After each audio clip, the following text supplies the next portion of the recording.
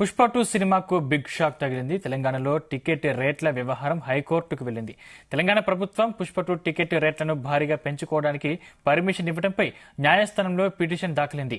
రేపు హైకోర్టులో ఈ వ్యవహారంపై విచారణ జరగనుంది. తెలంగాణలో పుష్ప 2 సినిమా ప్రీమియర్ల షోలకు సంబంధించిన టికెట్ ధర 800 పెంచుకునేందుకు ప్రభుత్వం పర్మిషన్ ఇచ్చింది. డిసెంబర్ 5వ తేదీ నుంచి 8వ తేదీ మధ్య 200, ఆ తర్వాత కూడా పెంపునకు అవకాశం ఇచ్చింది.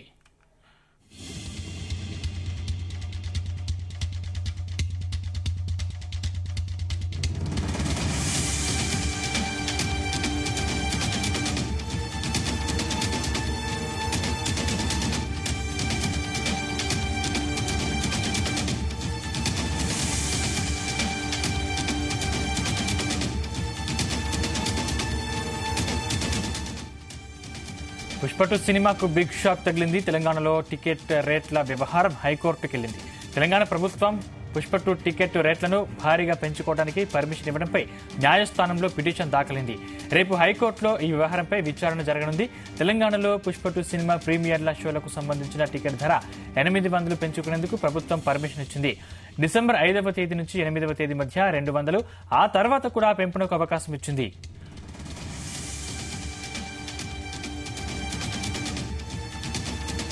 ఈ అంశానికి సంబంధించిన మరిన్ని డీటెయిల్స్ మా క్రైమ్ బ్యూరో చీఫ్ రవితేజ అందిస్తారు. రవితేజ, పుష్ప 2 సినిమాపై వివాదం చివరిగా కోర్టుకు చేరుకుంది.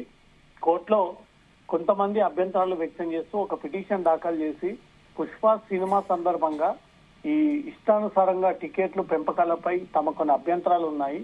ఒక సామాన్య వ్యక్తి, ఒక నిరుపేద కుటుంబం నుంచి కొద్దిసేపు 2 గంటలన్నర సినిమా చూడడానికి వెళ్లాలంటే 800 టికెట్ కి, ఆ తర్వాత స్నాక్స్ కి, అక్కడ ఉన్నటువంటి ఫుడ్ తినడానికి మరో 200. ఒక వ్యక్తికి 1000 రూపాయలు వసూలు చేస్తే ఒక కుటుంబం నుంచి 4 పోతే 4000 డబ్బులు పెట్టుకుని సినిమా చూడాల్సినటువంటి పరిస్థితి ఏర్పడింది. దీన్ని ప్రభుత్వం ఎంకరేజ్ చేస్తా ఉంది. చిత్ర యూనిట్ గాని, ప్రొడ్యూసర్లు, డైరెక్టర్లు ఇన్ని కోట్లు పెట్టి మేము బడ్జెట్ పెట్టి సినిమా తీసాము, ఈ రేటు ప్రకారంగా టికెట్లు సేల్ అవుతే మాకు ఆ బడ్జెట్ సరిపోదు, అంతకు మించి మాకు ఆదాయం ఉండాలి, లాభం ఉండాలి, దానికి 10 రేట్ల పాటు మాకు రెట్టింపు ఆదాయం వచ్చే విధంగా మాకు టికెట్లు పెంపకాలు జరపాలంటూ కూడా గతంలో ప్రభుత్వానికి ప్రపోజల్ పెట్టడము, ప్రభుత్వానికి దీన్ని అంగీకరిస్తూ పుష్ప 2 సినిమా టికెట్ల పెంపుకు సంబంధించి ప్రభుత్వం కూడా గ్రీన్ సిగ్నల్ ఇవ్వడము, దాన్ని తీవ్రంగా వ్యతిరేకిస్తూ అభ్యంతరాలను పరిగణలోకి తీసుకొని హైకోర్టులో పిటిషన్ దాఖలు చేయడం జరిగింది. దీనిపైన విచారణ రేపు జరిగేటువంటి అవకాశం ఉంది.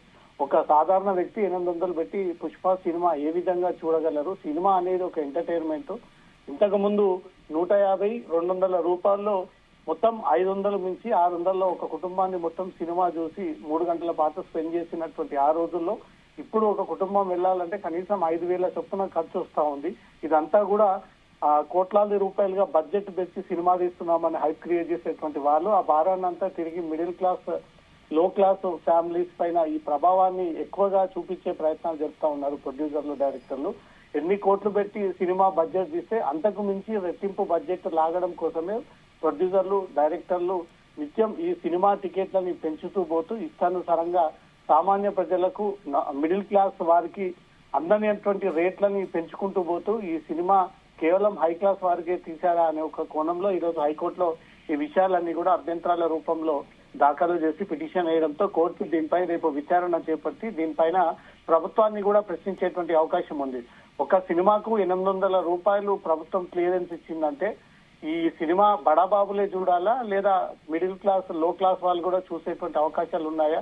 800 పెట్టి 3 గంటల పాటు ఒక వ్యక్తి సినిమా చూస్తే దానికి మించి మళ్ళీ ఫుడ్, స్నాక్స్ అనే రూపంలో మరో 200, 250, ఒక 2 గంటల కోసం ఈ రకంగా ప్రభుత్వం ఎలా ఎంకరేజ్ చేస్తా ఉంది? ఎందుకు పదే ఈ టికెట్లను పెంచుతా ఉన్నారు? వాళ్ళ బడ్జెట్ తో ప్రభుత్వానికి ఏం సంబంధాలు ఉన్నాయి?